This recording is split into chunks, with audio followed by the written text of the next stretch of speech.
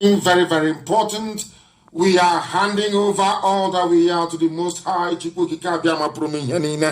But before then, you are listening to Mazen Namde Kano.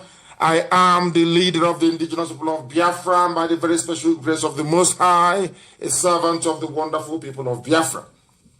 I welcome you this very morning.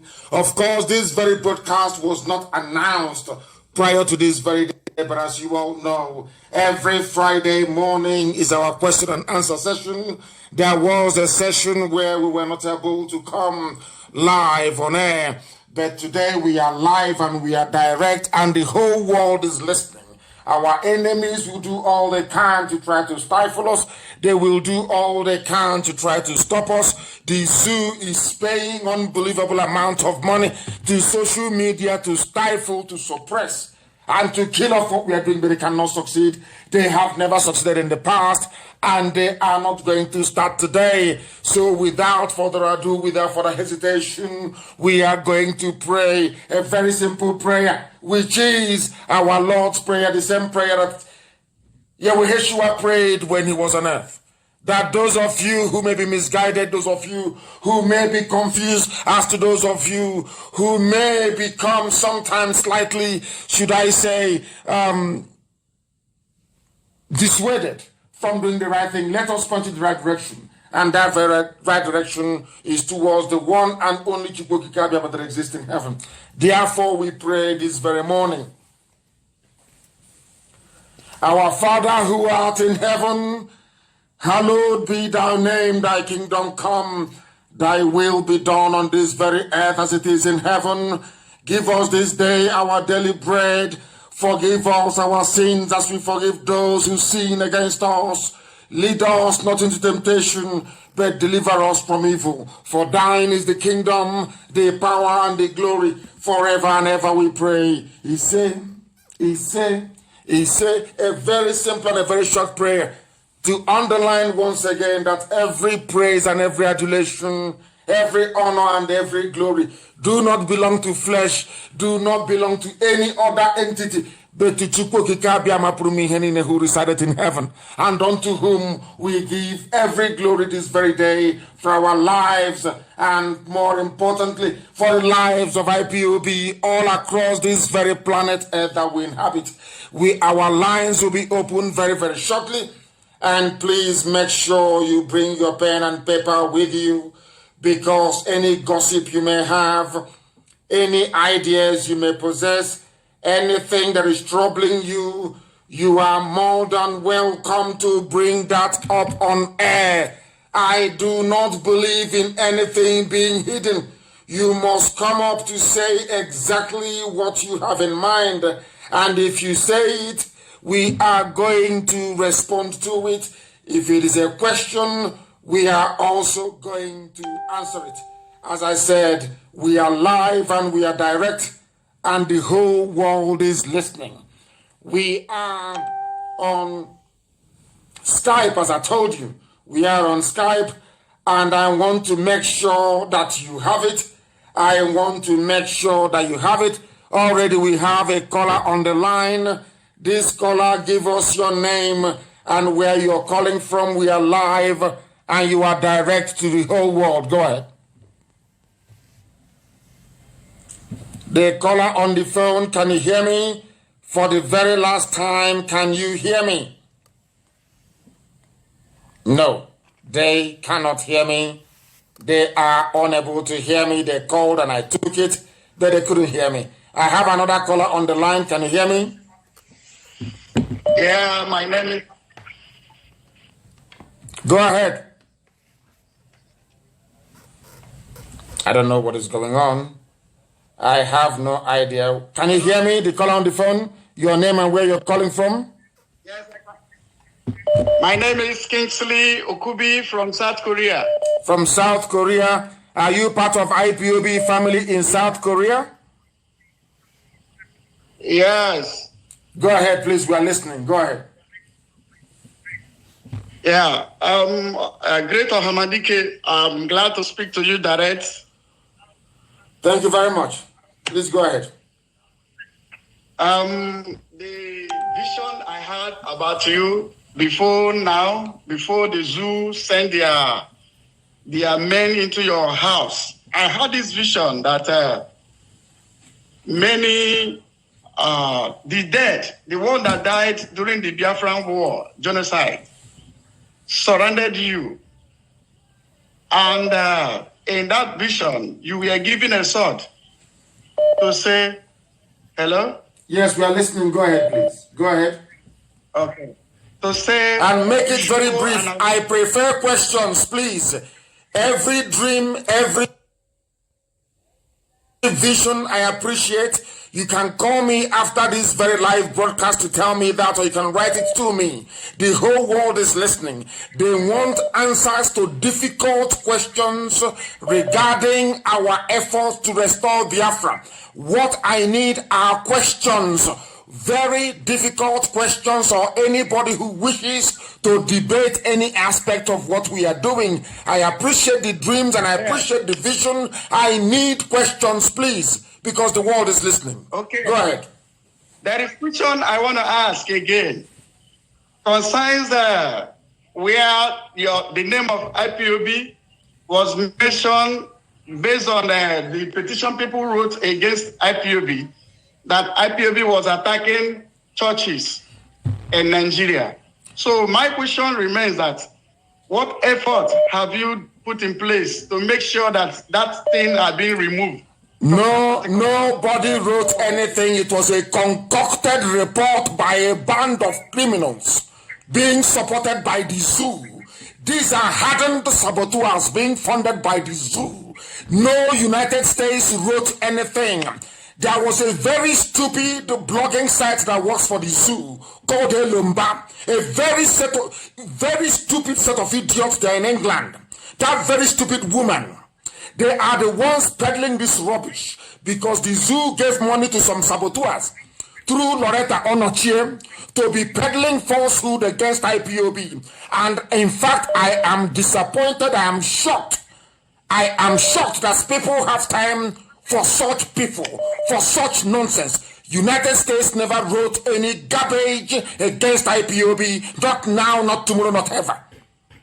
People go and they concoct rubbish, claiming it's from the US. It is a lie. I challenge them to give you the link of any United States department, be it a governmental organization or non-governmental organization, castigating or saying anything wrong against IPOB. It is a lie. Let me tell people what they do not understand.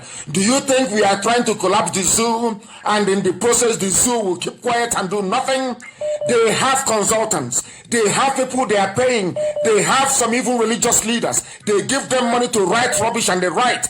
The report you are alluding to, my dear brother, never came from the USA. It is a lie. I warned you people to prepare for such a time as this. Okay. I warned all of you, those of you who are attracted to gossip and to garbage, that a time will come when BBC will join this very attack against my person and against IPOB. They have not come, and you people are collapsing right, left, right, and center. It is a lie. It is a concocted report, and it is a lie. No USA wrote anything against us. Okay, Ohamadike, please, sir. The next question I want to ask you. You remember the history lane? How? Yes, go ahead. We are listening. Are you still there? No, they are no longer there. And please, one person per question. One person per question. I have a caller on the line. That caller is on Skype. Can you please hear me? Can you hear me? Please raise your voice for me. Raise your voice, your name and where you're calling from, please. Okay, my name is Ifoma Bago. I'm actually calling from Australia. From Australia? I'm from Obo. From Obo. Before you proceed, I have to ask you a very simple question. Are you part of this noble family of IPOB in Australia? Are you one of us in Australia? No, I tried calling, but the number isn't going through. No, I'm not. Honestly, I'm not. You are not? Okay, please go ahead. We are listening. What questions do you have for us this morning? Please go ahead. Okay, thank you so much for giving me the audience. My question is now, I know you, was it last week you talked about like Nigerian, the National Nigerian Petroleum Corporation being owned by the zoo. Yes, of course. So my question is now, what will happen once this whole zoo thing breaks up? Like Biafra finds his own way, Oduduwa finds his own way, and Arawa. What will happen to those who actually are working for like companies like NNPC, like the Nigerian Railway Corporation, like all these companies owned by the zoo? What will happen to them? What will happen to those who actually worked, rendered their services, and are now retired? Once this whole thing breaks out, are we putting this into consideration? Of course we are. There's something called asset division. All the assets will be divided amicably and in a civil manner. Where we inherit pensioners from these institutions, we are going to pay them. We are going to pay everybody. If you've worked for them before, we are going to pay you. Once the assets are divided, then we will pay those that we inherit. That is how it works in civilized climes, and that is how it is also going to work in the land of Biafra, because Biafra will be the most civilized black nation on the face of this very earth. We are not like the animals of the zoological republic.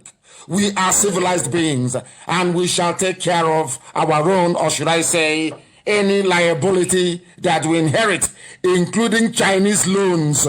If we inherit any Chinese loan, we are going to pay it. That is the price of ever belonging to a zoological republic. That is how it's going to go. Was I able to answer? Did I answer your question at all or not?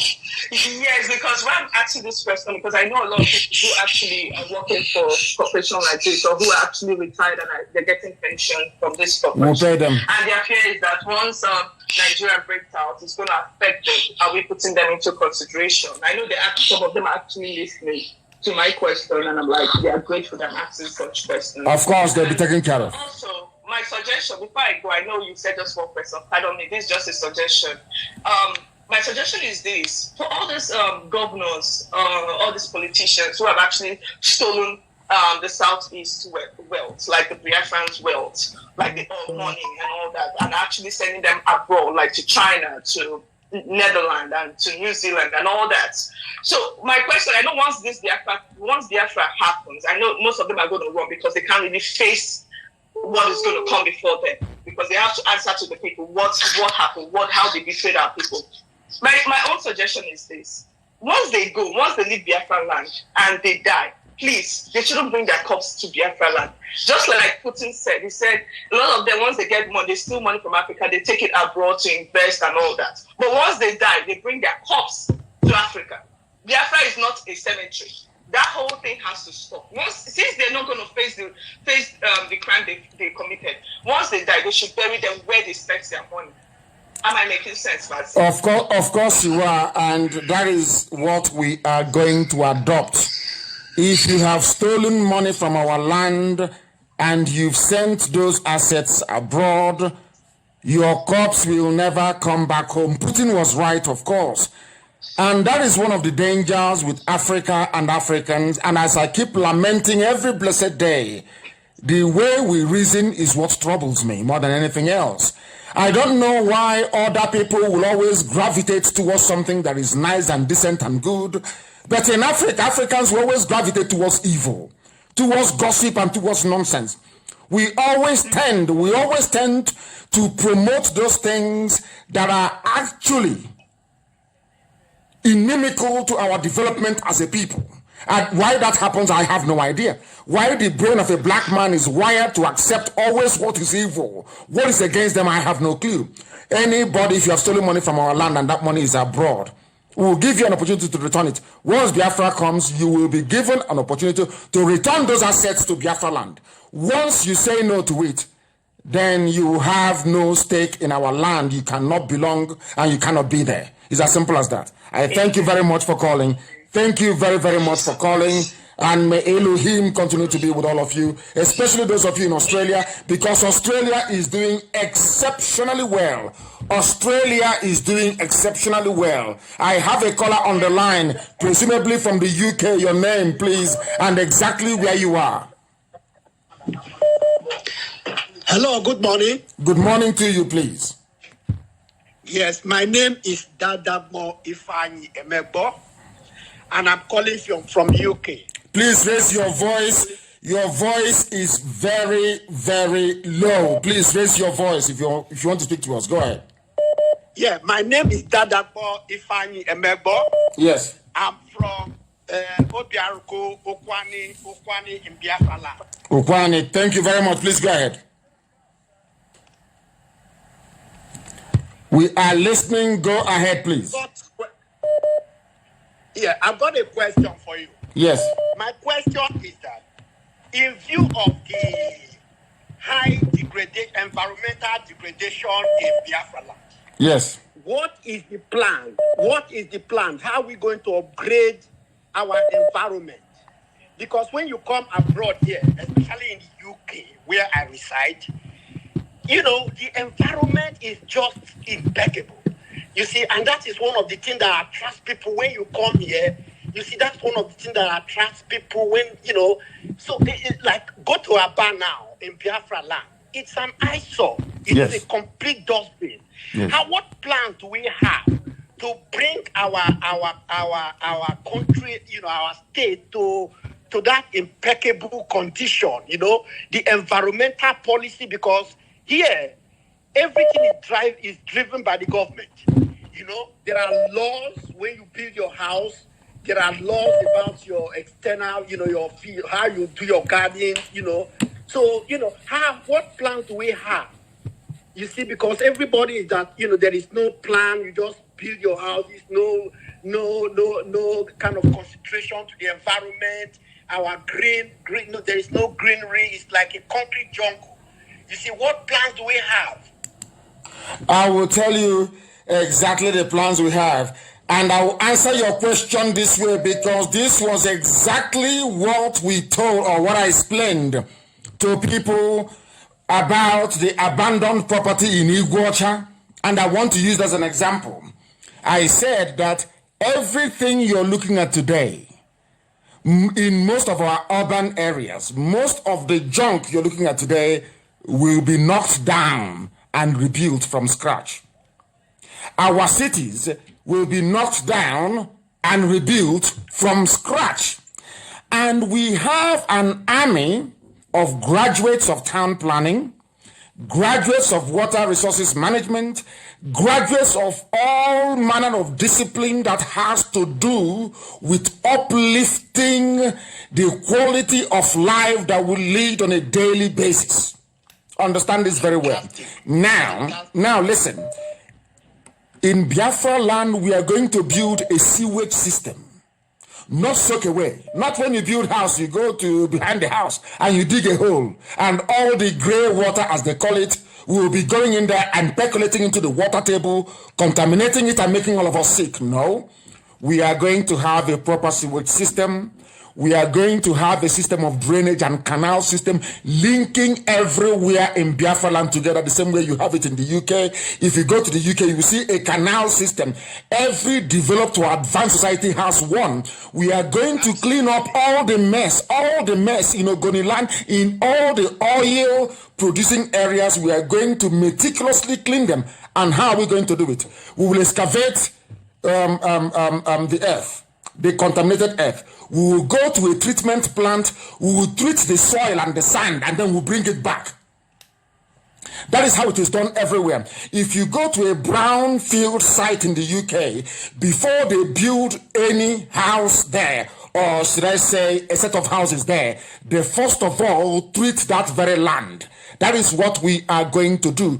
Because if we don't treat it, most of the diseases that we don't know about that we are dying from today in Biafra land is as a result of the pathogens in the oil, as a result of the processed oil, so to speak, that we have in our land. When you go to the farm and our mothers step on it, they get sick. Some of those things are carcinogenic. But people don't know these things. And once that starts happening, people will say, oh, it's their neighbor that is holding them. No, it is as a result. These are the byproducts of oil exploration. These are highly dangerous, toxic substances that people are not aware of because of the very deplorable state of education and public awareness that we have. So let me make it very clear. If you want to know what Biafra would look like, go to a typical village that is untainted. You will see how we sweep it, how we clean it every blessed morning. That gives you an idea as to how we are going to live in the new land of Biafra. All these concrete urban jungles, rubbish, it won't exist in our land. It will never ever exist. We are going to be scrupulously clean and tidy. In fact, I will give you an example. I don't know if you've been to Singapore before. Go to Singapore and see what it looks like. That is exactly, Biafra will be better than Singapore in terms of cleanliness and tidiness. Thank you very much. I'm dreaming. That's how it's going to be. There is, of course, those who understand the way we operate will always tell you this. Anything we say we are going to do, we do it. Biafra land is not going to be free to become like another useless black African country. Never. We are not struggling to become free from the zoo to go around and become like the zoo. That is why the way we reason is very, very important. If we are going to stay in a Biafra where people listen to rubbish, where people gravitate towards gossip, you are going to have dictators. People will steal your money and they will dump it abroad. You will do nothing about it. But if you're focused on your civics, if you're concerned about the welfare of your people, about how clean the environment is, then Biafra will be heaven, as we had always intended. I have a caller on the line. This very caller, can you hear me? Your name and where you're calling from, please. No, we have spoken to you before. If you have called before, please do not call again. Allow other people to be able to speak. The name of the caller on the line, please, and where you are calling from. Yes, good evening. Good morning, Maz. I'm calling from Doha. From Doha. Thank you very much, in the Middle East. Thank you very much. Please, we are listening. Maz. Yes, go ahead. Yes. Which I'm from Isalambana. Isalambana. Wadike, please go ahead. The world is listening. The whole world is listening to you. Please go ahead. Okay. Okay, sir. So I want to contribute about this our 1 million march in US. Yes. Yes, I want to say something about it because I know that it will be you can't believe before. So I want to say that if you can announce this our march so that we can march, because I could remember when this man died, George Floyd. They protest, everybody protest, but they cover their mouth with mouth cover. So I think we should march this 1 million march. Yes. Yes, we are going to do the best we can to make sure that that march takes place. But everything is dependent on the new world order and the coronavirus. You know, there are some people who are making a lot of money with this coronavirus. There are some environmentalists that would like to see a curtailment of air travel because they believe there is a disproportionate amount of aircrafts in the air every blessed day, and they are contributing to pollution and greenhouse effect. What people don't understand about corona and how it has impacted on every other activity is this. These people are very, very formidable. It's a very strong lobby. What they're trying to do is to limit economic activity all over the world. And a great majority of our people live outside the USA, and most of them would like to attend this very rally in DC. What we have done is to tentatively place the date. Again, we are going to make it June of 2021. But we are hoping it's going to be a victory rally rather than a rally to sensitize and to enlighten the American public as to the plight of the Biafran people. Because we are doing everything we can to make sure that Biafra is restored this very year. I mean, in 2020, we are doing everything we are going to do. We shall do it to make sure that Biafra is restored this year. That is why any other talk about presidency or us marching in Washington is secondary. But we are hoping it will be a victory lap rather than one designed to sensitize and to bring our plight to the awareness of the American public. Thank you very, very much. We would like to go and march in Washington, and we are going to do all that we can to see if that is going to be possible. We have another caller on the line. This very caller, give us your name and where you're calling from. You're live and you're direct, and the world is listening. Good morning, Mazi. Good morning, sir. Good morning to you. My name is Onyeke Onyebuchi Emmanuel. I'm calling from Benin Republic. From Benin Republic. Are you part of this family in Benin Republic? Yes, I'm part of this family in Benin Republic. Thank you very much. The family is IPOB, of course. Please go ahead. Yes.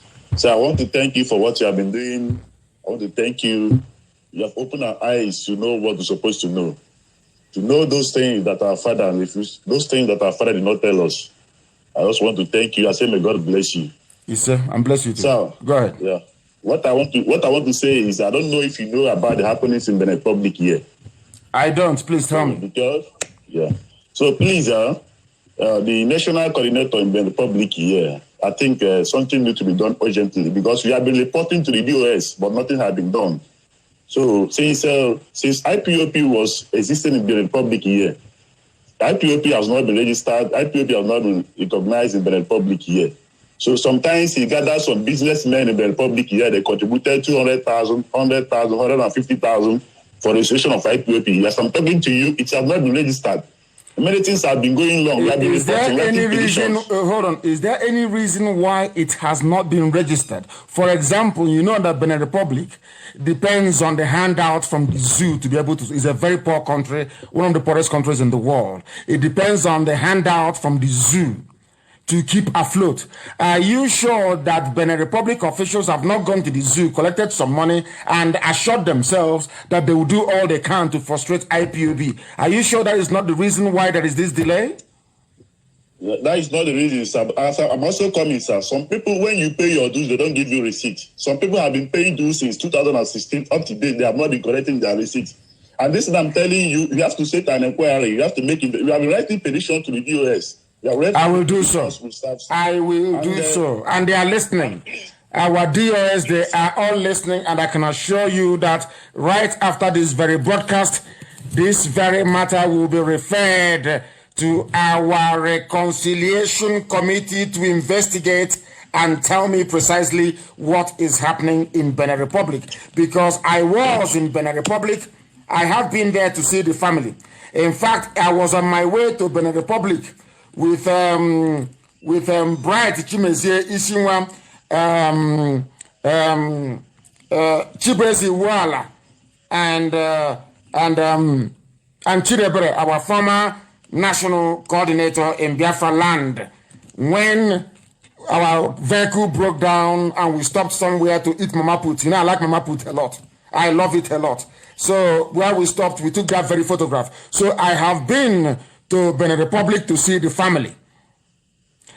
But what I want to state categorically now is that there will be an inquiry, a very thorough one, an exhaustive one. And I will also send Amarachi Gift eBay to go to Benin Republic to audit the accounts there. Very, very important. Very important. We have all the details. We have all the details. Those people that have been paying without collecting receipt, all this, their phone numbers, their details, they are ready to testify. And please, sir, don't involve the West African rep because I think it's a conspiracy in this issue.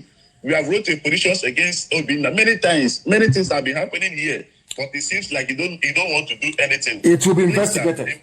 Not only investigated, I will find out why there's been this delay from the DOS to actually prosecute this very matter. Considering the gravity of it, and the seriousness of it, because we want IPOB legally documented and registered in every territory of the world where we are domiciled or where we find ourselves present. We need to make sure we are appropriately and authoritatively documented, so that the authorities in those countries will know that we exist. Thank you very much for your call. I value it, and I'm sure they are listening. Mazi Edoziem, who is our head of Directorate of State, I'm sure they are listening, and I need answers to the very difficult questions that you have raised. I need answers to them. Thank you very, very much for calling. We are live and we are direct, and the whole world is listening. Our lines are jammed as always. People are very, very interested, and they want to register their views and the opinion. And if you are a regular caller, now is not the time for it. I want some of you who have not been calling to call. There are people that know these numbers and they want to be calling all the time. I do not appreciate it. I don't at all, at all, at all. I have a caller who happens to be on Skype. Please give us your name and where you're calling from. We are live and we are direct, and the whole world is listening. Please go ahead. Okay. Yeah, good morning, sir. Good morning to you. My name is Igwe Anyele. I'm calling from Paris. From Paris, you are in France. Are you one Yes. of this very family? Are you one of us in France? I want to know. Yes. Thank you. Please Yes. Okay. So I have just one question and one announcement to make. go ahead. Please go ahead. My question is, our people working in the Nigerian government, like maybe the police and the rest of them. Yes.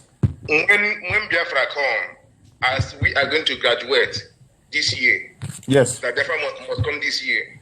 When Biafra come, what will be their fate?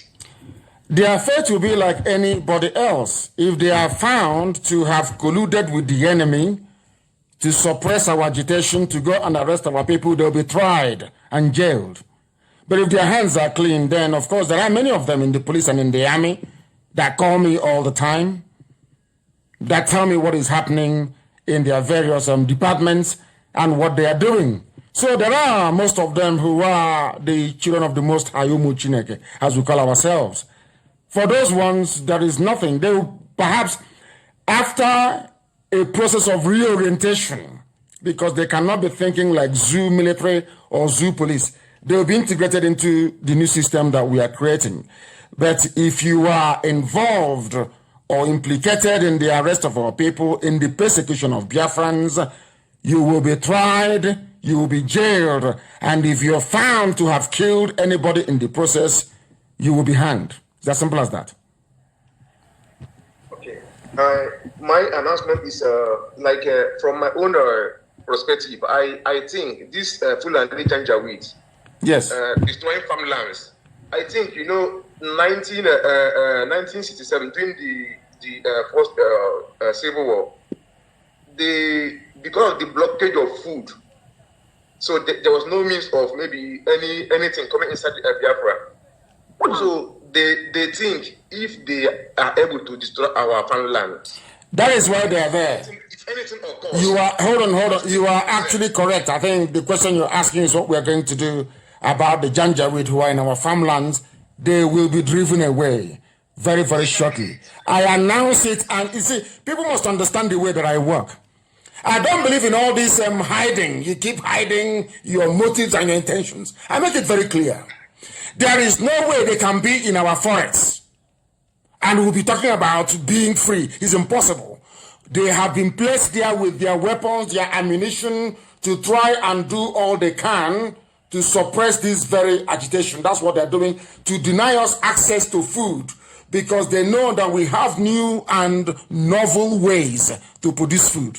So that all that their nonsense, all that their garbage, the blockade of 67 to 70, instigated by the British and executed by Awolowo, cannot work this time around. Of course it cannot work. So that is why I said we are going to be 100% reliant on the things we are making. Our arms will make them, our food will grow them. We are going to grow them in warehouses. We'll grow them in our basement. We'll grow them in our homes. Every home can produce vegetables. We have the technology. We know how to do it, and we are going to do it. All that nonsense of the past, food blockade, arms block, all that rubbish is gone. We are not depending or relying on anybody again to do anything for us. We are going to do everything ourselves. And the janjaweed cannot be in our forests as we are planning, as we are basically articulating a way out of the mess that we are in. It cannot happen. So if you are related, I know that some of you have Fulani blood in you. If one of your relatives are in our bushes, if you're a traditional ruler and you've sold our land to the Fulani, you better ask them to leave, because when we start our own madness, because it's going to come, and this very year it must come, when we start our own madness, if there is any Fulani settlement in your land and you're a traditional ruler, you are an accomplice, you will go down for it. I'm telling you what I'm telling you, so you will go and plan with the zoo, you will go and connive with every sabo that is alive. Do everything you can to stop us. That is why I say to our enemies, do all you can to stop IPOB. You cannot. Not today, not tomorrow, not forever. It doesn't matter how many you are. And do you know why? Because Chukwu Okike Abiama is at the helm of what we are doing. At the front of our march, God Almighty in heaven is there, because we have done nothing wrong. We are not asking for something that doesn't belong to us. We are seeking to go back to the way we were before the white man came. The white man is not God. The white man cannot create a country or a nation for me, because I cannot create a nation or a country for a white man. It's as simple as that. Any idiot who cannot understand this, may stupidity have mercy upon your soul. I cannot help you. I have a caller on the line, please. Your name and where you're calling from. We are live and we are direct, and the entirety of humanity is bearing us witness. Please go ahead. Good morning, my able leader, Martin Namdekano. Good morning to you, please. Your name and where you're calling from. My name remains Mazia Obodo. I'm calling from Abu Dhabi, United Arab Emirates. Abu Dhabi, Middle East is with us this morning. Please go ahead. What questions do you have to ask? You ask them. Sir, I want to thank you for the wonderful work we have been doing for we Biafrans all over the world, both home and abroad. Thank you. And I want to thank you for everything, for your effort. And say, may Chukwu Okike Abiama bless you in the name of Chukwu Okike Abiama's name I pray. Yes, sir. Go ahead. So I have no question, but I want to thank you for that very wonderful work.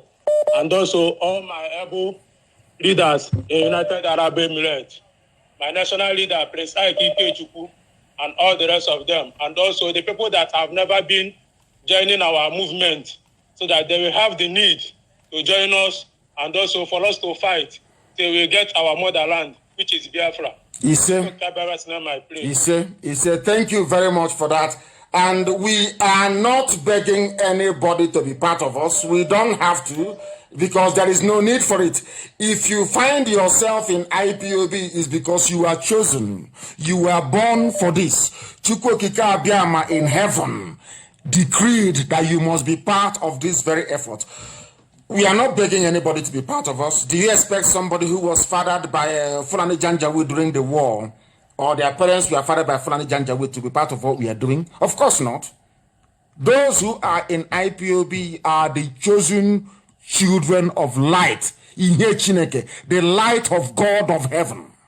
They are, some of us did not just wake up one morning and say, oh, we are going to join IPOB and start doing Biafra. No. We are born to do this very work, and that is exactly what we are doing. I have a caller on the line. This caller, can you hear me? The calls are just too much. People should take it easy. The calls are just too... I can't even go to expand the volume. It is unbelievable. The calls are just too much. Can people please just take it easy for a little bit? Let us hear each other, one after the other, please. The call, you have placed yourself on hold. The caller, you are on hold. Can you unhold yourself if you want to speak to us, please? You are on hold. I don't know what that means, but you are on hold. I have a caller who happens to be on Skype. This very caller, give us your name and where you are calling from, please, if you may. I am calling from Anambra. From Anambra, I think. Where in Anambra? What is Anambra? Please give us your name and where you're calling from. You say you're calling from Anambra. Give us the area you're calling from. I'm calling from Biafra land. Biafra land is in this.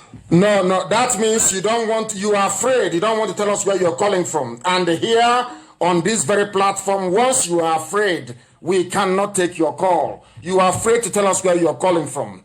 You cannot tell us you're calling from Anambra. You're calling from a province of Biafra. In Anambra, you give that to us. That is what we want to hear. We have a caller on the line if they can allow us to be, but they cannot. Oh my goodness. They cannot allow us to be. We are trying as much as possible to connect, but too many calls and the lines are being jammed as always. We have this very caller on the line. That caller, can you hear us? Can you hear me, the caller? Good morning, sir, my leader. Good morning to you. Please, your name and where you're calling from. Yes, I'm hearing you. Good morning to you. Go ahead. My name is Mazi Izuchukwu Rama. Izuchukwu, where are you calling from? I'm calling from Benin Republic. Thank you very much. I'm calling from Benin Republic, but I'm from Enugu Ezike in Enugu State. Thank you very much. That's how it's done here. Please go ahead. We don't hide who we are. Please go ahead. Okay. I just want to ask more questions. Go ahead. That one of my Yoruba friend that telling me that before a country we have a freedom, that the president of that country will sign. And we all know that the zoo don't have president now. So my question now is that, hello? We are listening. Please go ahead. You're wasting time. Go ahead. Ask your question. We are listening. I don't disturb people when they're asking questions. Go ahead. Ask. No. I don't think he is there anymore. I don't think so. He's trying to say that his Yoruba friend said to him that before you can have your freedom, the president of that country has to sign. It doesn't flow that way. You compel them to. Nobody wants to relinquish a territory that has either been bequeathed to them or they have conquered in a war. You compel them to. And we know the zoo has no president.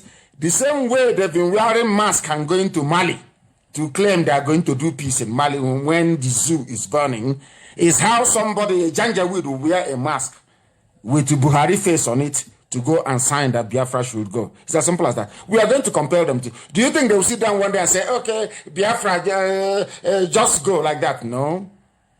Because they are poor, they are badly educated, they are backwards, they are not hardworking either. They cannot produce what they would like to consume. So they depend on our oil and gas to be able to do that. So you think they want to stop buying houses in Dubai and having Swiss bank accounts? Of course not. They want all of that, but we are going to compel them to do the needful. Very, very important. We are going to compel them. Please. We have a caller on the line. This very caller, can you hear me? I have a caller for the last time on Skype. Can you hear me? For the last time, the caller on Skype. Can you hear me? Can you hear me? No. They cannot hear me. They cannot hear me. I don't know why that is the case, but it seems to me that they cannot hear me.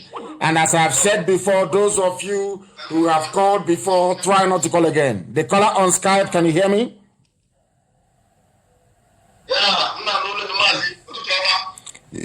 Come. Good morning to you. Speak English and come closer to your microphone. You are very far. Don't put your device on hands-free or whatever it's called.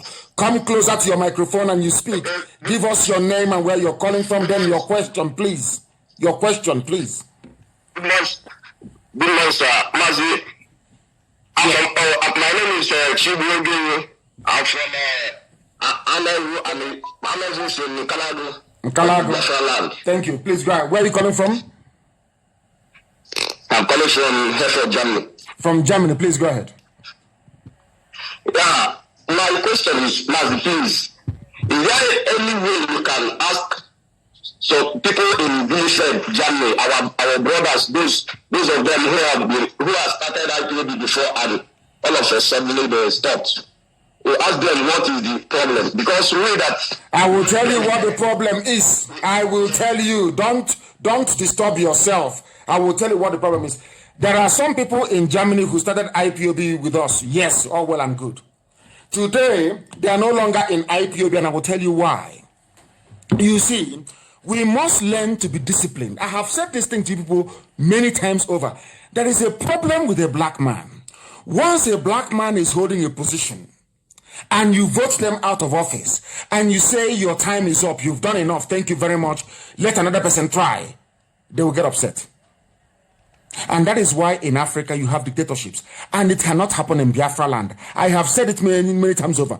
I will not put myself forward to contest for any position when Biafra comes. To set an example for others to learn that you don't cling on to power for life, it doesn't belong to you. We have people in Germany in positions of authority. They, for one reason or the other, they were suspended from IPOB. They stopped paying their monthly dues. Some of them have not paid for 2.5 years. And let me tell you something. In Munich, there are some idiots in Munich. And very soon I'll mention their names. In Munich, in Germany, the same Germany we're talking about, they went and collected money from München municipality government. Or is it Bayern? They call it. Somebody who has not been contributing to IPOB funds, they went and used the name of IPOB to collect money from Munich government on behalf of IPOB, which they're not contributing to, and they planned how to spend the money. Somebody who has not been contributing to IPOB for 3 years got a contract for the wife to fry puff for those who are going to do jamboree. You're collecting contract to fry puff for your wife to fry puff so you can make money from IPOB, but you have not been contributing to IPOB. Why should we allow such idiots to be in IPOB? And the fool without shame, the idiot without shame, went to social media and was writing rubbish. That is what I say to people all the time. Do you see white people the way they are developed? Is because they have shame. But a black animal, a black beast from Africa has no shame. You don't contribute to IPOB. You're not an IPOB family member. You tagged yourself to people that went to Munich Council in Germany, collected money on behalf of for IPOB project. The German government gave them money to go and run IPOB, to go and do IPOB community development project. And you came, you still had the face, there was no shame in your eyes. You came and said, oh, my wife knows how to fry puff. Oh, let my wife fry puff. They gave your wife money to fry puff. And when I went to Germany, I asked him, did you contribute to IPOB? For 3 years, the answer is no. What right do you have to go and benefit from what IPOB sourced, the money we sourced from Munich Council? He couldn't answer. People are very stupid. If you think that your stupid zoo behavior, that stupid African man's mentality, I am going to allow it in IPOB, then you are demented. That nonsense that goes into the brain of a black person. That is why you have coup in Africa all the time. If you make somebody a major general or a general in the army, the idiot thinks, oh, because I have gun and I have hand grenade, I can now launch an attack. I can try and take over. As some idiots did when I was in prison. They want to take over IPOB. This is the mentality of a black man. I am determined to cure it. I will cure it. If our people don't know the meaning of discipline, they don't know the meaning of waiting for your turn, then they are mistaken. If you think IPOB is where you can come, you think people know who you are, they know your name, one day you start making noise, you will be out. You will be out. So you can gossip full time. And all your gossiping, all it does for us is they make people know who Nnamdi Kanu is. They make the world know who IPOB is. And people come to us. Once they listen to us, as they are doing this very morning, they become converted. So I don't give a damn. There are ways that black people behave. I studied black people for over 25 years. I know that our stupidity is in our brain and it must be cured. And we are determined to cure it. Yes, what do you want to say? Yes. Another thing I want to ask you as in short, is an advice. Yes. That guy that sent you message last Friday, his name is Spencer or whatever he answered. Please, my advice is such bastard people should not be honoring the invitation of such animals, because we all know this guy. I have a brother who knew that guy very well in London. During the time we were in prison, this guy, some other brothers, you say we should not be, attacking those Yoruba people again. That is why let me put it that way. They were drinking some of their video where the gather was drinking champagne, laughing that I think now they can't want to come and divide Nigeria, that he will die in jail. But that same person I want to interview you, sir. Please, my own suggestion as of course, I will not grant. Listen to me. Listen very carefully. Listen very, very carefully, please. Thank you very much for your questions. I am not going to grant any interview to any idiot. I can't now. I can't grant interview to a saboteur. Sabo, a born, hardened, hardcore Sabo. I cannot. What for?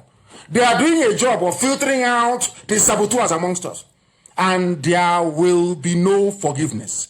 God is my witness. There won't be any. All these hardened saboteurs, there will be no forgiveness. So the idiots who are going to plead on their behalf in the future, you are wasting your time. There will be none. None, because a black man is foolish. We must teach them that being foolish cannot be a part of the new Biafra. We are dying to make sure that we restore. Never, ever, ever. They must understand that. We are live and we are direct, and I can tell you that our lines are jammed. Completely jammed. I don't know how we are going to do it, but our lines, believe you me, they are jammed. They are jammed. That I can assure you. People are now calling. Maybe Skype is a bit better. And for those of you who are wondering what the Skype is, it's IPOB 2020 at outlook.com. It's called IPOB Biafra. IPOB 2020 at outlook.com. That is our Skype. And if you call us there, of course, we will be able to take your call. Very, very important. And for those of you who have called before, some of you, I can see your pictures or whatever, and I can tell. I don't want you to call again. Allow other people to call and have their voices heard. If you have called before and you keep calling, your line will be blocked. Please, I don't want that to happen. Your line will be blocked. Very, very important. Stop calling if you have called before. Please stop calling. Stop calling if you have called before. Stop calling, please. Let us take this call. The caller on the line, can you hear me? The caller on Skype, can you hear me? I can hear you. This is Biafra. I am here from the local government in Enugu State, Biafra land. And where are you calling from? And I based in Mumbai, India. Mumbai in India. Please go ahead. Yes. But you see, please, I have this question to ask. Ask it, please. In many of your broadcasts, you normally say that we, the Igbos, we are the Asians. Yes, the old people, yes. Okay. So the question is this. I listened to this eloquent speaker, this professor from, I think, is it Uganda, Patrick something, I can't pronounce the name. Patrice Lumumba. Lumumba, yes. Lumumba, thank you very much. He made a comment. He said that, as I was watching him, he said that the Igbos did not come from the Jews. Rather, the Jews come from the Igbos. I don't know if you are getting where I'm heading to. Yes, I am. And he made mention about that. I am much concerned about the Igbos. So what I'm trying to say is this. If we are the Asian, that means Israel originated from us, not us originated from Israel. Is that correct? Or am I misunderstanding it? You are misunderstanding it. I have said this many times and I will clarify it again. I don't know why we black people from Africa, we cannot handle, how can I put it, multiple interpretation of a problem at the same time. We only want one single answer. But sometimes in life, things don't have just one single answer. There are multiple answers to one single question. And I'll put it to you this way. I have explained before that there are three people. The Igbo race you see today is a mongrel race. There are three people that make up the Igbo race. Three people. One are the ancient people, the Bijango people, the very old people, very ancient, that nobody can trace their origin. They have been existing in our land from time immemorial. They are called the ancients in Igbo. I also explained that there was a first wave of migration when the Israelites were going back to when they were leaving Egypt to go back to the land of Israel, the promised land. Some people left and came to our land. And I've explained this many times. They came through Sudan, through Niger, through Yoruba land, and they settled in Igbo land. The first wave of migration from there. And then, after the Assyrians struck the land occupied by Manasseh and Ephraim, then the second wave came. The first wave came, which was mainly, essentially in Anambra, the Eri came, settled at the corner of Omambla River. That was the first wave. When they came to Igbo, people must understand this very clearly. I don't know why we don't want to accept multiple, should I say, a slightly complex explanation as to our origin. When they came to our land, they met Igbo people. That was why they named places in Agolo, like Agolozo Igbo, which means this is Agolo. From this Agolo, you can go to where the Igbos are living. Somebody else. Now, let me give you an example. Where are you staying? Where are you now? I am in Mumbai. You are in Mumbai. So there is Mumbai. What? There is Delhi also. Is that correct? Yeah. In India. You are in Mumbai. If you want to go to Delhi, when you're going to ask somebody, show me the way to Delhi, how would you put it to that person? What would you say to that person? I would say that kind of show me a road that leads to Delhi. Thank you. I rest my case. Are you in Delhi? You are in Mumbai, isn't it? You are in Mumbai asking somebody, show me the road that leads to Delhi. That was how the name Agolo Ozo Igbo came about. This is Agolo. Through this road, you go to where the Igbos are living. And the person that gave that very name, it cannot be an Igbo person. Am I making any sense to you? Is it very clear to you? Because if I say I want to come to Mumbai where you are, I'll ask somebody, show me the road to Mumbai. Now, if I take that road to Mumbai, next time, to make life easier for people, I will say, this is the road to Mumbai. But somebody in Mumbai cannot say, this is the road to Mumbai. Somebody in Mumbai can only say, this is the road to Delhi, perhaps. Do you understand what I'm saying? That was how it happened. Yes. That was how the name Agolo Ozo Igbo came about. When our forefathers came, those that broke away, when Moses was leading the children of light away from Egypt into Israel, some broke away and came. And when they arrived, if you go to Aguleri and Umweri, when they arrived, they were the ones that said, "Na ndi Igbo bi ebe di etu a." There are people called Igbo people and they are living at so place. Understand? That's number one. That was Anambra. Now they started expanding. That is why you have the same name everywhere. People don't want to go into history and learn. I think our brother Emeka Madrewesi, if you go to Emeka Madrewesi's page on Facebook, he has taken painstakingly, he has been through these things over and over and over again. But because we are black people, we need one simple, crude explanation for us to be able to understand what you're saying. Once you go into, yes, there is this, and there is that, and there is another thing, oh, a black man gets confused. No, there is no confusion in this. Now, that was the first wave. That is why you have Umweri. That is why you have Aguleri. You have Ora Eri. You have Owe Eri. In Imo State, Owerri. It's called Owe Eri. The same family, the same lineage. That's number one. Then, the second phase came from northern Israel, from the red lands of the Manasseh and Ephraim. And they are the Mbise, Ungwa people, some parts of Abia, and Arochukwu that you're seeing today with Ohafia. That's the way it is. The second phase, these are the people that have now tested, they knew what life in Israel meant. They are the ones that came. That is why I keep asking people this question. Listen very carefully to this. I keep asking people this question. Apart from the Fulani people that brought their version of light skin as a result of intermarriage and interbreeding with the Moors, who were also half Arabs, can you tell me any other people, any other race you can go to across West Africa that has light skin as we are? That can give, a mother can give birth to Beke. You see, they give birth and that child is almost white, with no contact with white people whatsoever. I want to ask you again, if you go across the entire coast of West Africa, are there any other group as light-skinned as we are? None. If you go to the Sahel, are there people who are as light-skinned as the Fulani people are, by virtue of their, should I say, mixing with the Arabs? Any other people? I don't know much about that. No, I'm just telling you that there's none.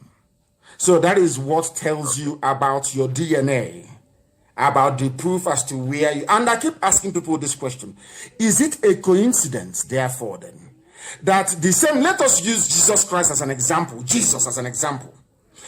How is it, therefore, then, if there is no interconnectedness or interrelatedness, why is it that it is only Israelites and Biafrans who praise God by the name they give to their children? I repeat, if there is no interconnectedness, and I don't even want to talk about circumcision, no, let's leave that apart. Let me ask you this question. If there is no interconnectedness, why is it only the Jews, the Israelites, and Biafran people that worship God by virtue of the name they give to their children? I will give you a very simple example. Do you know that the name Chizoba is the name that Jesus Christ was given? Do people know the meaning of the name Yeshua? Do they know the meaning of it? Or Yeshua for short? Yeshua means only God can save. God saves. And in our land, before the white man brought his Bible to us, we were naming our children Chizoba. I want you to go to the scriptures, go to the Torah, and look for any traditional Jewish name. Be it Nehemiah, Hezekiah, anything you want to look for. Go and find that name and find the transliteration. You will find the name in Igbo land. The same thing. When you say to people that the name, do you call Jesus Christ, his name is Yeshua. Yeshua means Chizoba. Yes. And in our land, there is Chizoba. Yes. And there was now let me come again. There was a priestly clan, the house of Levi, or Levi, as they may call it. Yeah. Holy people. The same way we have holy people in Arochukwu in those days, before the Jukin people came and taught them how to sell us. And they started selling us. And the glory of God left Arochukwu. As simple as that. People don't understand. And they said, is it Binobabi? And I said to them, no, it is not. The same way the temple of Solomon was corrupted, the same way God said, don't bring idol into this temple. If you bring idol into this temple, I will ask a foreign army to invade you. This temple will burn down. The same thing happened in Arochukwu. God said, don't bring any idol into my temple. People said no. They started selling people. They started doing deals. They started worshiping idol inside our temple, which was the so-called long juju. And what did God do? God sent exactly what God did to the temple in Jerusalem was exactly what happened in Arochukwu. A foreign force came in the temple of Solomon in Jerusalem. They sent the Romans. The Romans burnt it down. In our own case, in Arochukwu, the British came in 1904 and destroyed it. The same history, the same people. The same we have the Levites, the Levitical priest is how you have Arochukwu. People sent their first sons to go to Arochukwu to learn how to worship God in truth and in every honesty. That is why it is there. Arochukwu. Do people know the meaning of the word Chukwu? God, Arochukwu. I don't know our people. They don't understand common sense and history. I don't know what is wrong with them. They only want one explanation. That's why we are so mundane and our brain is very dull. And I repeat for the last time, 3 people make up the Biafra and everybody. You see Efik. Ibibio, you see Ishokiri, you see Anan, you see Isoko. Even Isoko, they answer Igbo names Isoko. Are people aware of that? Urobo, are you aware of that? That these are all Igbo. Everybody is Igbo. IGBO. As the migration was coming, the first wave from Egypt, they stopped as they cleared Ondo State. That is why I don't want to go too far before they say we are related to Yoruba. I'll go into that later on when our brain can even absorb this. That is why our mothers dress the same way till tomorrow morning. Those who are not part of us, they don't dress the way we do. That is what can tell you who you are, where you're coming from, and where you are going. Those ancient people are there till tomorrow morning. We intermarried, we interbred, and we all became Igbo. All of us became Igbo. All of us at the same time, we became Igbo. The ancients were there. The first wave came. The second wave came. As simple as that, please. And I call it the Holy Trinity. The very genuine Holy Trinity of Biafra. The ancients who were on the ground, the first wave from Egypt, and the last wave that came from the Holy Land. Thank you very much for listening. We are live and we are direct, and I love such questions. I want intelligent questions, please. People should ask difficult, even if it is the one you have heard from a Sabo somewhere. Ask us as the one from Germany. People that you give respect to. You know, black people, one day it gets into their brain, they think they've arrived. Oh, I can break IPOB. I can start my own. I can do this, I can do that. They try it and they say that there is no way out. They cannot survive. They cannot succeed because they are not part of us and can never be part of us. The caller on the line, can you hear me? We are live, we are direct. The whole world is listening, and this is Radio Biafra. Please go ahead. Yeah, this is Fortunatus Eze. I'm calling you from Lobuku in Umunochi local government. The land has been taken over by the Fulani Janjaweed? Thank you. Wow. It was given over as the first Roga in Abia State. The first Roga in Abia State by Otis Okalo gave it to the Fulani Janjaweed. And today they are killing us there. That is the brain of an Igbo politician. That's the way they operate. Very, so sad. Please go ahead. Go ahead.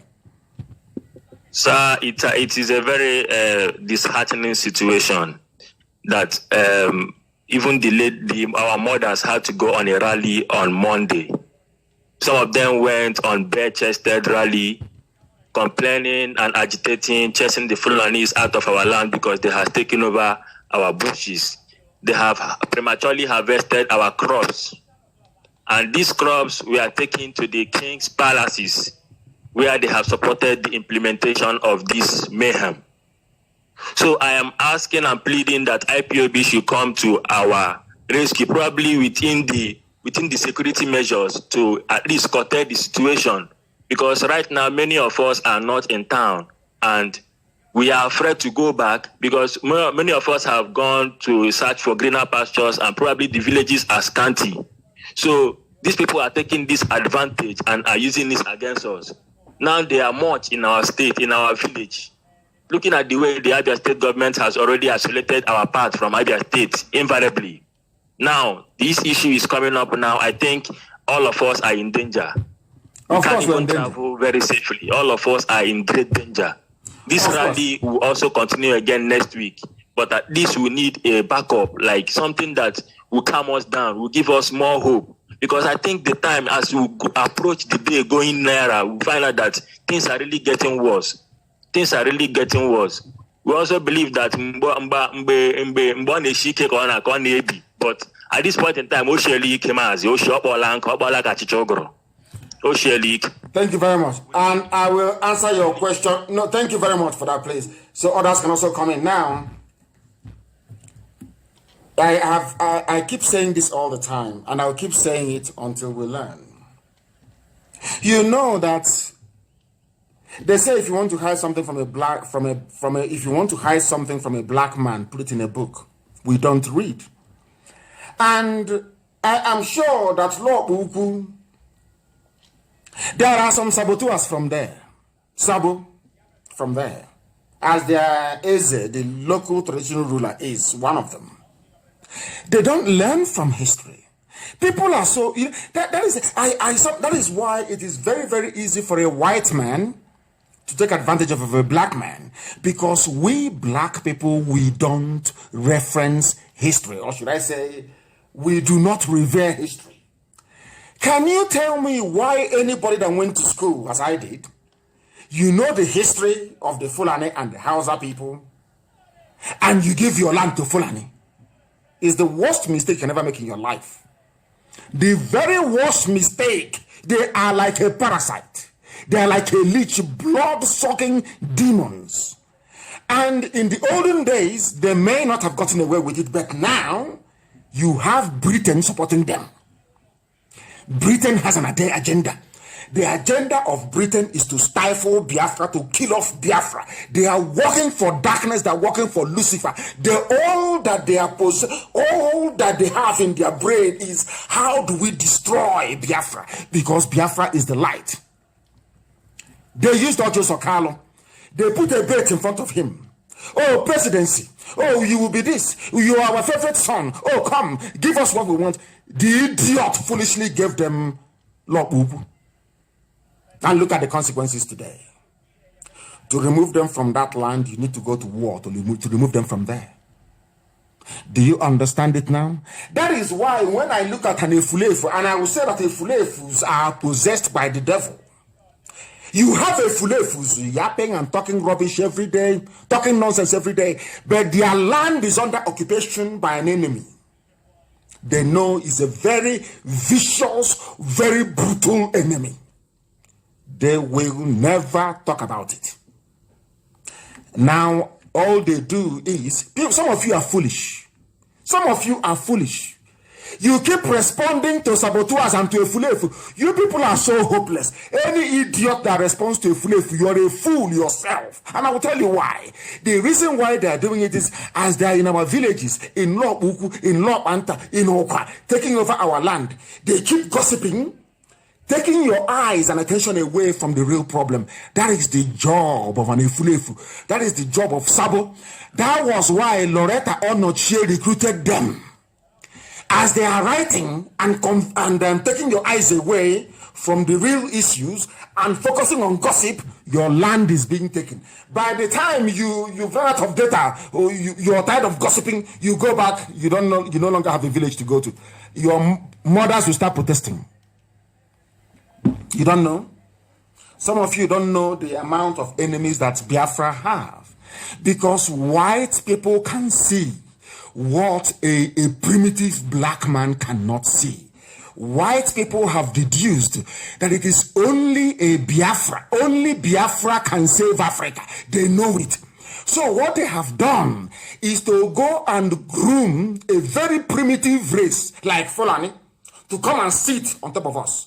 And given that black people are susceptible to envy, a black man will not envy a white man who's doing very well. No, of course not. He will admire him. But a black man, once he sees another successful black man, the first thing that comes to their mind is envy and destruction. That is the part of the DNA in a black man we are going to remove in Biafra. That DNA of jealousy and envy and evil in a black man, we will remove it in Biafra.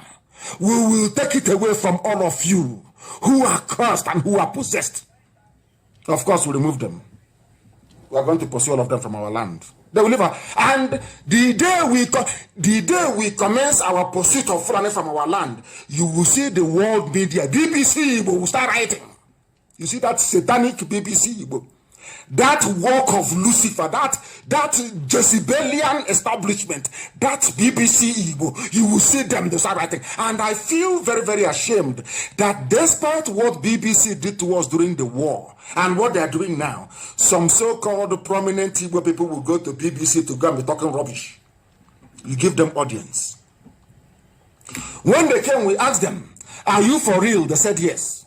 I gave them interview. My wife gave them interview. People, they will realize that their mission was to destroy. Their name is just BBC Igbo.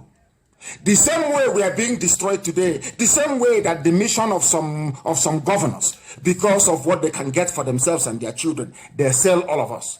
And when you see us in IPOB, we are dying. We are every blessed day, we are doing the best we can to save you. You can't even understand it because you're a nigger, you're black, you're foolish. Your brain cannot comprehend. Now you understand it. I remember the idiot writing, oh, don't give money to any pro-Biafra group until they sit together. The idiot has not contributed one dime in 3 years. The bastard has not contributed not one single penny in 3 years. That is a black man. That is how they listen. That is how they behave. And that's why we are poor. That is why Flan is in our land, conquering us every blessed day. And you are busy responding to fools when your land is under occupation. That is their job that they're doing. Their masters have paid them, distract them, confuse them, put confusion in their midst. And you idiots, you fall for it because you gravitate towards gossip. I don't know what is it with gossiping and an Igbo man. You people are useless, honestly speaking. I have a caller on Skype, please. Give us your name and where you're calling from, if you may. The caller on Skype for the last time, your name and where you're calling from. Good morning, Master. My name is Buka. I'm calling from Indonesia. Indonesia, please go ahead. We are listening. Please, my question is, please, all these things that is going on in our land today, like all these Fulani people pregnanting our young ladies, please, for my own, I'm saying that this thing will be an obstacle for us tomorrow, because these children that they are giving birth to our people this time around, in times to come, it will be an obstacle like they have been to us this time as we are now. Please, what do we have to do to prevent this thing from happening? Because I'm seeing this tomorrow as in future. It will be a very big problem to our people, to our unborn children. There is nothing much we are going to do than to, do all we can to get Biafra as quickly as possible. That's the only thing we are going to do. What else can we do? Because some of these fools that were given birth to between 67 and till date, they are the Sabo you see everywhere. Sabo you see them everywhere. You think that they are answering Ifani Chuku, they are answering Ichijioke, they are answering what are these stupid names? MNK. You think they are with you? You don't know it's danger with blood in them. They will always welcome their people. So when they see our villages being occupied, they start the homecoming of their people. So they are happy, they are relaxed. And you have our daughters who are not getting married. And you have your women, they are not getting married to our men. And they cannot sit down and ask themselves why. Because most of your men are abroad. And they have married foreigners. So who's going to marry you? If Biafra doesn't come, who is going to marry you? I keep asking. That is why it is even in their interest to make sure that we get Biafra as quickly as possible. There is no need going to your pastor and praying, oh, pastor, I need a husband. When that husband is somewhere in Indonesia, so husband is in Malaysia, they have to get their papers. And for you to get the papers of the country you're in, you have to marry a local person there. Don't you understand it? Anyway, of course, we are black. What do we know? Common sense eludes us. Very, very sad indeed. We are live and we are direct.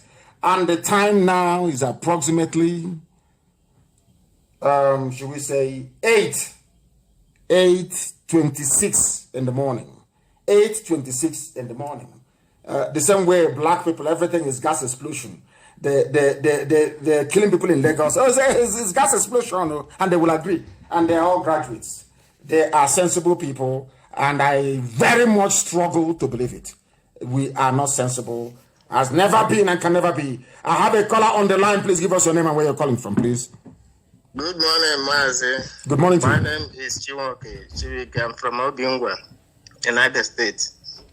And where are you calling from? Promoting local governments. I'm calling from North Cyprus. From Cyprus. Yes. Yes, go ahead. What question do you have to ask? Ask your question, please. Ask your question. I want to ask question. How did Fulani Janjaweed enter Nigeria? And why did the British love supporting them so much? The British, because I have said, the British has a mission. The British wants to play Lord. You know, look at it this way.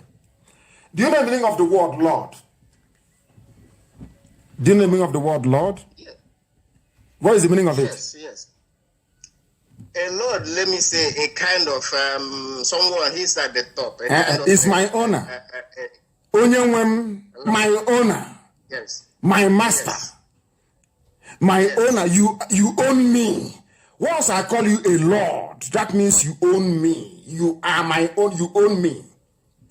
Do you know that Lord is a name that is reserved for God only in heaven?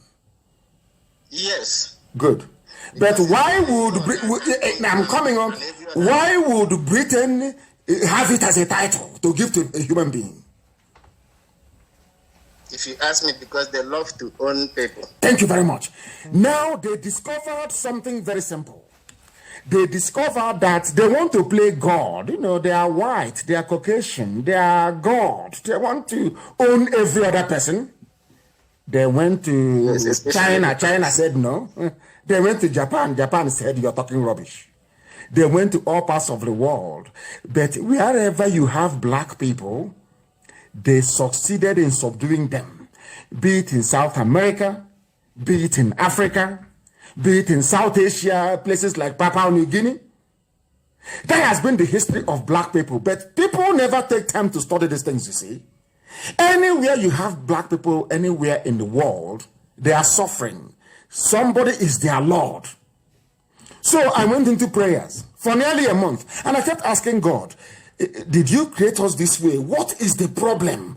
Why is it that anywhere you have black people, anywhere in the world, they're always suffering? Somebody is always controlling their lives. Why? God said it is because of the way you reason. You black people, there is something wrong with the way you process information. And I said, how? God said to me, look at Japan. I said, okay. I went into the history of Japan. I realized that the Dutch, you see Holland, the Dutch, they went to Japan to go and colonize Japan. Listen. They came, they said, oh, we are trading. Oh, give us sushi. We give you gunpowder, we give you gun. And we'll come back. Do you know what the Japanese people did? The emperor realized that these are spies. They've come to check out how strong or how weak they are. The Japanese took a few guns from the Dutch and gunpowder. The Dutch went back to go and bring reinforcement to come and conquer Japan. When they came, they were facing the replica guns that they had given to the Japanese. Japanese were waiting for them to come. And Japan was not colonized. Do you understand? Now, compare that with when the white man came to West Africa, came to Biafra land, came to Eja land, came to Ibibio land, came to the land of Efik. What did we do? They gave us salt. They gave us sugar. They gave us tobacco. They gave us gin, kai, mayoko, whiskey, hot drink. Not even Obroko hadn't come by then. Do you know what we did? We gave them our sons and our daughters. Say take for free. The more alcohol they give us, the more we say take. Is that thing not happening today? Look at your ruga you have today in Law Uku. Because you have given money to a traditional ruler, the same mentality of slavery. Because you've given money to a traditional ruler, the traditional ruler will say, take our land, take our children, chase them to Abuja, to Lagos. I don't care. The same thing is happening, and you want God to love you? Do you see why I keep saying that a black man is his own worst enemy? Because of the way we reason, because of the way we process information. Now, let me give you another example. I was studying, and I was studying respect and racism. On my own, nobody taught me. I was at university, and I know one mad woman was saying that they don't know if I went to school, that I'm a very good orator. I don't know how you can be a good orator without having attended a university. I don't know any orator you can name in history who did not attend the university. I don't know of one. But we'll come to that later. I was studying the history of racism and equality on my own. And I kept asking God again, why is it that blacks don't have respect? And God said to me, blacks are always begging. They never do anything. They only beg for equality. They don't earn respect. They want to plead and beg to be respected. And I said, how? And Elohim pointed me to Russia, the history of Russia and nuclear weapons you have today all over the world. After the Second World War, Russia realized after America had dropped a bomb on Hiroshima and Nagasaki that America possessed a force that could allow the USA to rule the whole world. Do you know what Russia did? I'm asking you, do you know what they did? No, I don't know. Russia went and built their own nuclear weapons as well. And now, rather than America talking to them or talking down on them, America now invited them to a table and said, let's sit down and discuss and talk. That is the meaning of respect. They have seen that they will benefit. Exactly. No, not just that. That thing you have, I also have it. Do you think there will be racism in the world if black people can produce cars in Africa that Africans are using? Do you think there will be racism if blacks are going to the moon?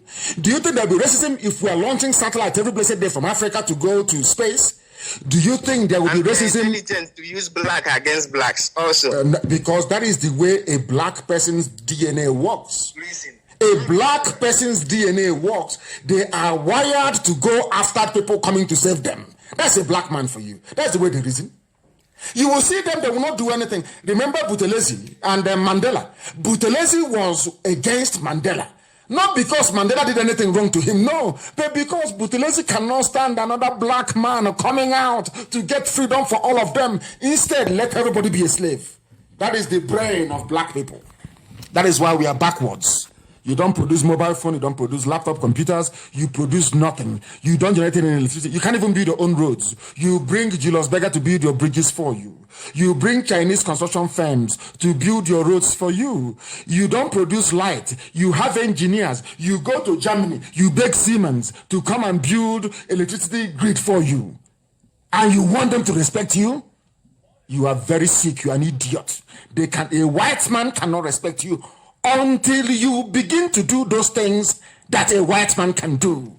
That is why they say anything a man can do, a woman can do it, because they are trying to garner respect for women. That is how life is. Anything you can do and I can do it, then you respect me.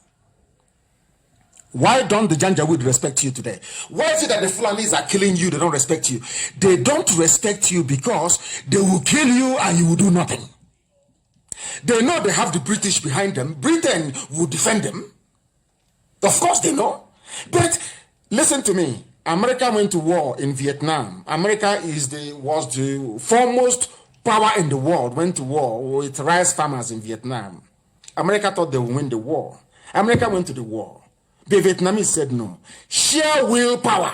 Vietnam said no, you can't conquer us. That is how men behave. If it's black people, oh, give up now, surrender now. Our children are suffering. Why can't you just surrender? That is the mentality of a black man. That is why black people are at the bottom of the world. At the bottom, always begging, always begging. We are in this nation in America. Please, why can't you help us? Every time it's racism. Because you are foolish. You are black and you are foolish. That's why they're stamping on your head. That is why they kneel on your neck. I asked a very simple question. How many Asians have they killed in America? How many South Koreans have they killed in America? How many Japanese have they killed? How many Russians have they killed? How many Spanish people have they killed? Why can't black people reason? Why they don't reason is only God, their God. Only their God knows. I have no idea. Only to gossip. Yap. Every blessed day, what is the newest gossip? They go and they gossip their lives away. Meanwhile, Fulani are in your villages. They are killing you. They are raping your mothers. A Sabo, that doesn't appeal to him. What appeals to Sabotua is how to derail a movement designed to free them. Very, very sad indeed in this UG. Very, very sad, I tell you. Very, very sad. We are live and we are direct. Our line, of course, is jammed as always. I can't even pick any single call because the lines are jammed. The main line itself, so many messages, it is untrue. Somebody asked me a question. Sophia is trying to call, but I cannot call because there is somebody on the background who has refused to drop their call. They are there, the call is in the background, and they have refused to drop it. And if they do not drop it, I do not see how we are going to take any more calls. It's there blocking all the calls. As I said before, once you receive multiple calls on WhatsApp, on what's it called, if you have called before, don't call again, please. If you have called before, don't call again. The caller on the line, can you hear me, please? Your name and where you're calling from, if you may.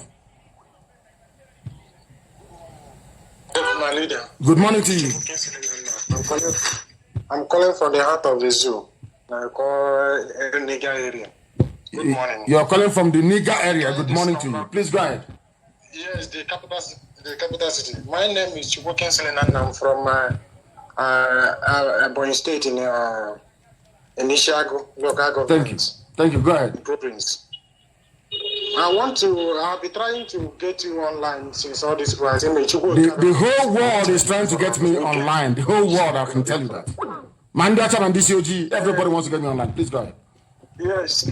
I say, may God bless you. What I want to say, there is one of our brothers from Igala. I want to ask, because they saying that let us I'm a member of IPOB family in Equatorial Guinea before I left. I come back to the zoo. Yes. So one problem or the other. Yes. Then the man is from Igala, but he like what we were doing. I want to ask, because we are only two now. He said that let us form a family. I'm telling you, let us form a family. I agree, but I call our deputy there in Malabo there. He said that we should wait until maybe when we get 4. Then that is when we can. They will give. Two of you can start a family. I know we have a family in Equatorial Guinea. Maybe you can start a unit. I will try and ask. We are there. And now that you have mentioned Equatorial Guinea, I have something to say about it. Later on, please go ahead. Yes, not something. Yes, I'm a member. That's what I'm saying. I'm no longer in Equatorial Guinea. I'm in the heart of zoo. That's where I'm staying now. I do not go back to there. Master, one thing or the other, but I don't want to go there, my leader. But I say, may God bless you. But what I want to say, people are complaining that will let us go back to, because one day like that, there is a message I received. They're saying that let us go back to go and do voting on Nigeria. What I'm saying, I'm calling. Who says you should go and vote for who again? They have come again with a stupid vote. Who said it should vote? It will be a child play, because it will be a child play. Who said it should vote? What they are many are these people that say that those are to call themselves leader, because I believe they are not our leader. They are dreaming. They are dreaming. I can assure you that they are dreaming. My dear brother, they are dreaming. I can understand there could be a debate as to why or to have somebody in charge of our land, let's say state elections or whatever. That can even be understood, you know. But to tell me to go and vote in a zoo or no, we allowed that to happen the last time as a gesture of goodwill to prove to them that the zoo elections can never work. We have proven that to them. People voted in Imo State and they took number 4 and made him number 1. And they have come again. Oh, please. Oh, please. Talking about Equatorial Guinea, of course, Igala is Biafra land. Today, there are Igbo people in Equatorial Guinea. It is a recognized language there. In the next 100 years now, should people continue to give birth to Fulef? They say, oh, they're not Igbo. Hey, how come? I don't say that. But they are there today. Go and check. They are there in Equatorial Guinea. Igbo language is spoken in Equatorial Guinea. They have a community there. And once Biafra comes, they will come back home. Those that want to come, they will come back home. And I've said it before. They say the landmass of Biafra land is not that big and all that rubbish. And I'm saying to them, once Biafra is restored, every black American that wants it will be given Biafran citizenship. Any black American who wants it will be given Biafran citizenship. They will all come back home. Instead, we'll build a 100-story building. If one single building that is 100 stories can contain the whole of Afaruku, my entire village can live there with space to spare. So we know what we are doing. So for some of the idiots saying there is no land, what are all that rubbish? Why do you think man conceived skyscraper? Why do you think so? Why, I ask you? People who don't know anything. They are playing with Biafra. They don't know the plan we have for Biafra. You see Alamajiri, they will be begging to come to Biafra land to buy houses. You know, they will still be, and they'll keep stealing. Even in the zoo, they'll keep stealing themselves dry. That is how they are. Because they believe in feudalism. But in Biafra land, I can assure you, in the land of Biafra, when they come, we'll say no to them. We are going to build a masterpiece. That when you see it, you will say, I would never in a billion years believe that black people are capable of being reasonable enough to build a nation like this. That is what we are fighting for. We are not against anybody. We want to be able to lead or live a dignified life on this earth. Dignity. Not all the time begging. All the time begging. Oh, please accept us now. We are black. You are discriminating. Every time. You people have no shame. These black people, we have no shame. No class. If I was a black leader at the turn of the time that slavery was ended in America, you know what I will do? I will go and take a land somewhere for only black people to develop and to grow and to build. Do you understand it? I will grow it. That's what we are doing. When people look at the size of IPOB all over the world, they marvel. They say, how is that possible? Something that no one has ever done before. Nobody.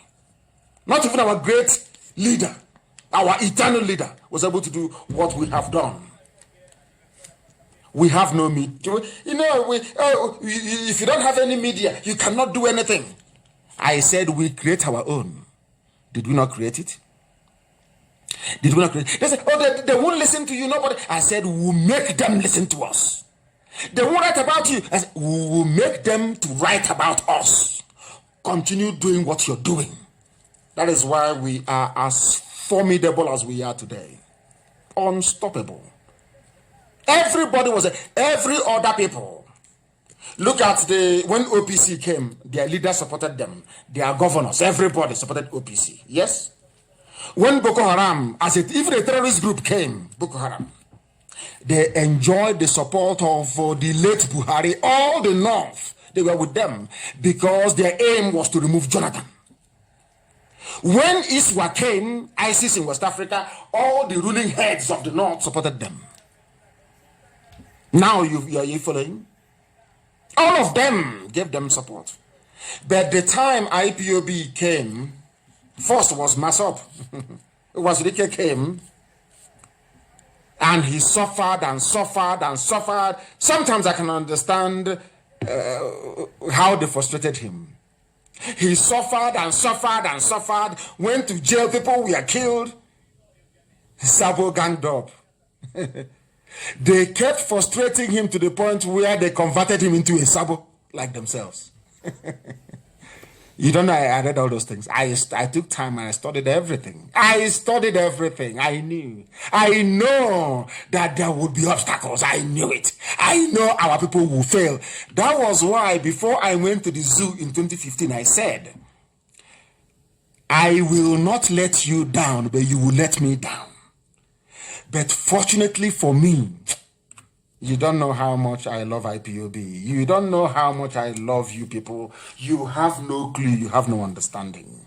As I was in jail, I was in detention, incommunicado. Somebody came to me and said, do you know what is happening outside? I said, no. They said, IPOB have blocked Head Bridge in Onitsha. They have taken over everywhere. I said, what? He said, yes. I said, why? They said, because they will not let you down. I shed tears in prison. I said, my God in heaven. They said, we will not let our leader down who has been. He said it before he was arrested.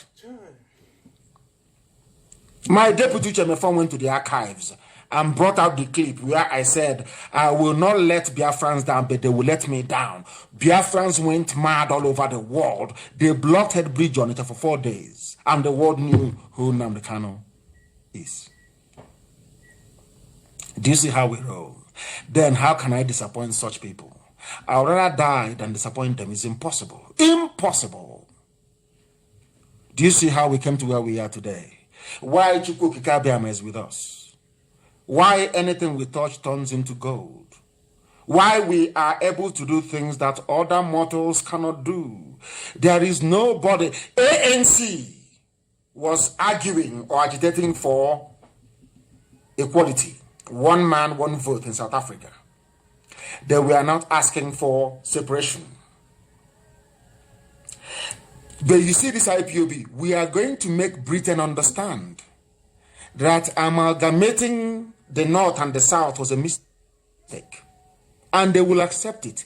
Write it down on a piece of paper and mark my words. They will accept it. That coming to Africa to create nations is an act of racism.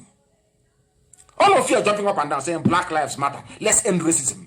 I am the core of racism, the real racist construct are the states you have in Africa. That is why they cannot develop.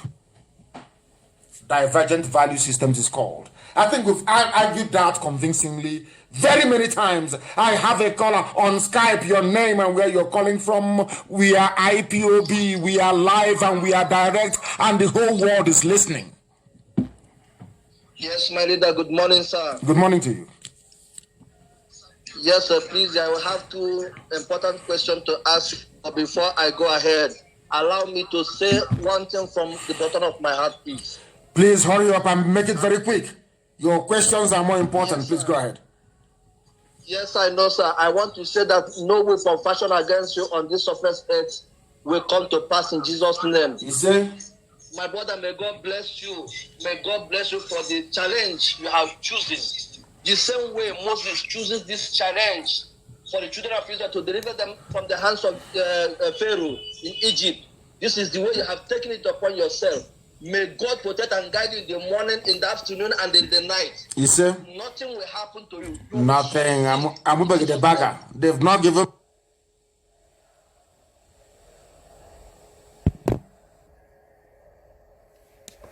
Idiot. Who is the fool? Yes, sir. Yes, sir. Now my question goes like this, sir. When Biafra is restored, where are the Biafrans going to have their what do they call after university? This one they are doing in Kaduna in Nigeria, because I see in Kaduna they don't teach them anything.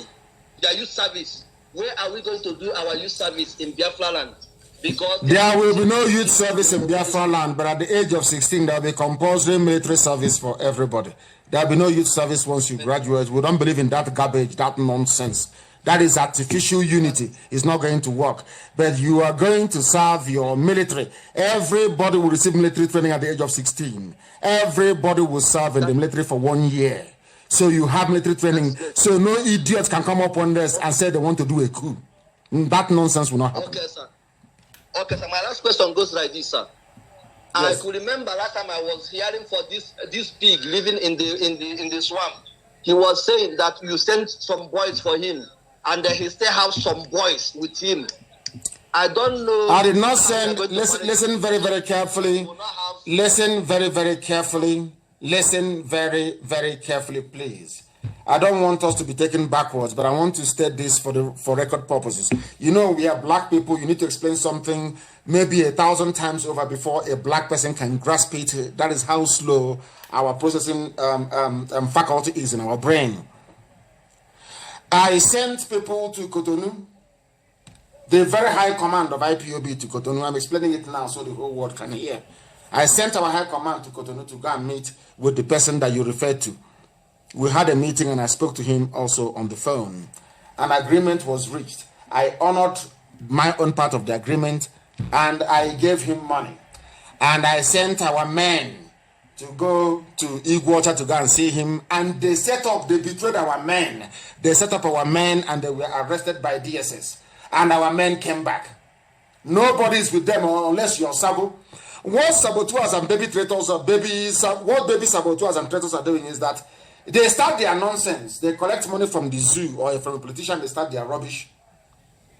I know one that the politician in Anambra bought a laptop for, bought him mobile phone, gave him some money, and he started work. The same way that they're doing today. And when the idiot felt that our people was upset and looking for him, the idiot ran to the place that you're talking about and sought refuge there. And today they are washing plates and doing all manner of nonsense for their master and their lord in this case. Nobody is with them. Nobody, no human being is with them. The day we rise up, the whole world will know. As I keep saying, people say, oh, do this underneath. Don't announce it. I said, no. I don't fight like a coward. The day we commence the world, I will announce it and the whole world will know we have commenced. And then let me see the idiot that will come and blame us. And I'll ask them, where are the Fulanis? That is why I want all of you to spend time. Go to Twitter. I've been warning you. Everybody must go to Twitter. Go to Twitter so we can tell the whole world. Because Facebook is suppressing and repressing. So that is why we must do what we are doing. I don't respond to gossip, and you must know that. I don't respond to it. What I do is I ignore the idiots for people to have whatever views or opinion they may have or they may wish to have in their skull. That is entirely their business. As for us, our job is to restore Biafra, and that's exactly what we are doing. That is exactly what we are doing. We are live and we are direct, and the time now is approximately, should I say 6 minutes to 9. 6 minutes to 9. I'm taking calls mostly from Skype. IPOB 2020 at outlook.com. If you don't have Skype, then I'm sorry, but that's why we're taking calls this morning, because a lot of people are clogging up our main line. Is too much. Over 4,000 missed calls. It's unbelievable. The caller on the line, can you hear me, please? I have a caller on Skype. Can you hear me? No. They are not paying attention. They are not paying attention. I'm sure they will keep calling and calling and calling and calling, but they do not pay attention. And I don't understand why they're not paying attention. I do not understand. Let us go and see if we can get some of these people to participate in what we are doing this very morning. We are live and we are direct. There are some people that I promised I was going to call, and I want to make sure that we connect them this very morning. This very morning, we are live and we are direct. I have another caller on the line. This caller, can you hear me? Your name and where you're calling from, please? Good morning, OEC. My name is Nnamdi Ohangosi. Nnamdi Ohangosi, my namesake. Please go ahead. And where are you calling from? Yeah, I'm calling from Italy. From Italy, please go ahead. OEC, what I want to ask is concerning this our 1 million march you postponed. I would have suggested maybe we organize another 1 million march here in Europe, because as you can see, many things have reopened here in Europe, so that the world will know that we are not going back. That's a very good idea, actually. That is a very good idea. Maybe we should march in Europe, as the globalists and the liars with their media continue to deceive the whole world. They know that hydroxychloroquine works, but the media, that is just like the Sioux conspiracy. They know that we know that Buhari is dead and is not there, but somehow with their media and their influence, they try to convince idiots otherwise and not us. They end this rubbish. Take hydroxychloroquine, zinc, and the other drug, and let reopen everywhere. They're saying no. They want to close. Maybe Europe is a very good bet. Maybe we should think about having a 1 million man march in Europe, preferably. Where should we do this? Maybe in Belgium, at the EU. Yes, sir. Yes. Or maybe we can go to Switzerland at the UN or somewhere very neutral, and then have this 1 million march. It's a very good idea, and it's something we are going to consider. Thank you very, very much for that. I have another caller on the line. This caller, give us your name and where you're calling us from. The caller on Skype, can you hear me? For the last time, the caller on Skype, can you hear me? And your line is very, very loud because you are listening to your own voice. Something we do not condone nor tolerate on this very platform. We had somebody who said he was going to tell us what happened in Lagos in the gas explosion. We are hoping and praying we'll be able to get him on the line, but unfortunately we have not been able to do so. We are trying to see if we can get him on the line. I have not been able to do so to see if we can get a perspective as to the Fulani explosions in Lagos that they are calling gas explosion. I don't know what is wrong with this generation. They are so confused and they love lying so much. They love to lie so much. I don't know why that is the case. I do not understand why that is the case. People are calling us all over the place and our lines are so jammed. It's untrue. Jammed. My beloved people. God in heaven. God in heaven. The calls are too much. Calls are too much. Let's take this very call. I have a caller on the line. Please give us your name and where you're calling from, please. For the last time. My goodness, they don't listen. On this UG, black people, we never ever listen. We never ever listen. I don't understand. I have no idea why we don't reason, why we don't listen. I said, when you call us, make sure that all your lines are down. Make sure that you turn down your system. They don't listen. They don't. This UG. Hey, the caller on Skype, can you hear me? Please, your name and where you are calling from, if you may, please. My leader, you have just get another new child last week. Wonderful. That is wonderful. That is wonderful. From Iceland. IPOB have just been registered in Iceland. That is in Iceland. That is wonderful. Iceland. We took our oath last week, Saturday. Wonderful. Wonderful. Wonderful. So we have now been recognized as an existing entity in Iceland. Is that correct? Yeah, we have not yet registered, but we just started an oath. We are processing for the registration. Okay, you have started a family in Iceland. Is that correct? Yes, wonderful. That is family, sir. That is wonderful. That is great. Absolutely amazing. That is wonderful. Thank you very, very much. Yeah. Thank you. Thank you. Please, it's a very wonderful news. That is to tell them that those who said, who joined their Zoom masters, to be saying that IPOB is a terrorist movement. And I have written a letter to the aeroplane turner, asking him why the tag of terrorism cannot be lifted on IPOB. Considering that we have been begging them, we are the ones taking them to court, begging them for over 2 years. Come to court and explain why IPOB is a terrorist group. They have not come. Appeal for 2.5 years because they know what they are running from. I thank you very much. And this brand new family in Iceland, I salute all of you very much. I salute all of you very, very much. Thank you for this. I am very, very glad that we are making progress. We are making immense progress. Somebody is in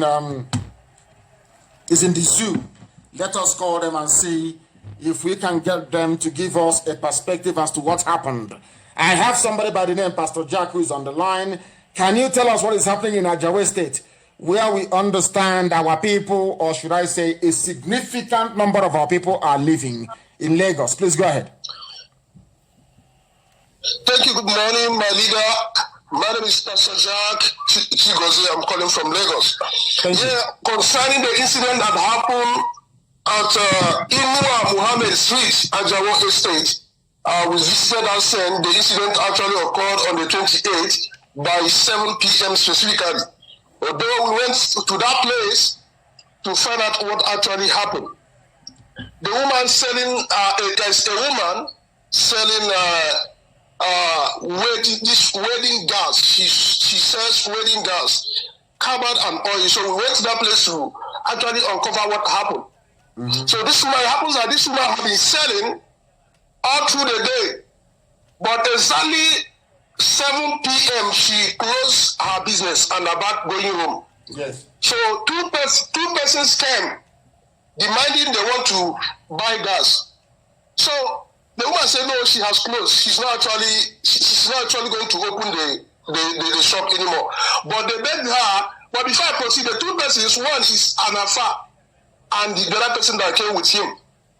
So they actually begged the woman. The woman said, okay, her daughter should attend to them while she do another thing. Mm-hmm. Other people who are also working their shop were within. Mm-hmm. But none of them can actually say what triggered that explosion, because if you look at the explosion, the way it went off, it looks similar to what happened to Abulado. Because nobody, even the people in that vicinity that were not harmed, because actually 6 persons died on that spot. They are far, and the person he came with, the woman, the daughter, a tailor person there, and one other person. There are 6 persons died. Many people were wounded. So all the people that didn't sustain injury that are a little bit far away from that incident, nobody could actually explain what ignited the fire that caused the explosion. But the way we see, from the things we see, these people have been there over years or most, doing that business without similar occurrence. But to our amazement, why actually that day it happened that way? And if she had been selling all the day, nothing of that nature had happened. Why is it actually that by that 7 p.m. on the dot, that this affair came in with this person? This thing actually took place. So several media outfits came, the BBC, OPG, and other people, but nobody could actually give exactly what ignited or what triggered that explosion. But if you're analyzing the way the explosion went, you see that because this place, gas is being sold there. And if you are conversant with how explosion works or dynamite works, you know that anywhere we have this gas, or gas is used in preparing these improvised explosive devices. So you can actually deduce to the fact that there is something a professional has actually designed this thing and to explode this particular thing at exactly that hour, that wee hour. That is estate, yes, just like Festac and other places, many Igbo people are living in that estate, and there are other people as well that have their shop. We also have school close to that place, but the school, because of coronavirus, is not on session. So this is what actually happened in that place, my leader. Thank you very much. And so in your opinion, it is not a gas explosion, although they used a gas premises to disguise it to look like one. It is not gas explosion. Is that correct? Exactly. That is from my analysis. That is what I said. Because initially, some people were telling people that it was a cooking gas. Other people say different thing, or to have to get to that sense. We actually look at the whole thing. We look at the whole thing and say, this person has been selling this thing over the years, and people have been buying and seeing. What actually this particular day and by this hour? And again, why is it that when this affair with this person came in tricycle, which we normally call Maruwa here. So when we begin to analyze this thing, we see that this thing is traceable to what happened in Abulado, where we saw the people park their vehicle somewhere close to the riverside before the explosion in Abulado was detonated. So similar thing of that nature. Why this time frame? Why this wee hour? So when we try to connect the dots in all this whole thing, we see that I can deduce that this is professionally designed to happen that way. That is my deduction, sir. Thank you very much for that update. That is why in Biafra land, going to school will be compulsory. In Biafra land, you have to go to school. It is compulsory. You must go to school, and we are going to teach a course called Common Sense, where you will be able to reason properly. The reason why the zoo is the way it is today is because people do not reason properly. A lot of people are not actually properly educated. They are not.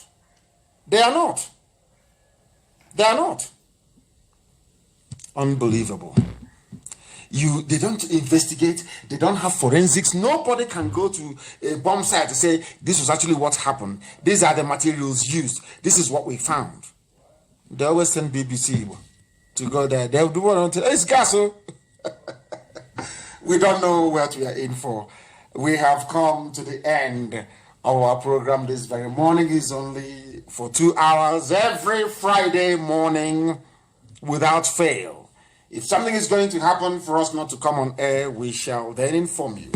We have come to you this very morning to answer some of your questions, and we shall do same next week Friday as well. But for some of you who couldn't get in, I will try to run a 3-hour program on Sunday, and I will only preach for 2 hours, and I will take out 1 hour to try and answer some of your questions. But do not understand what Sabo people are doing to you, to your psyche. As you are responding to them, so are their masters, so are their parents' relatives. Are now moving into your villages, the Janjaweed. Anybody who is against the coming of Biafra is a child of Lucifer, and they will be dealt with the same way that the devil is suffering in hell is how they too will suffer. I thank all of you this morning for listening.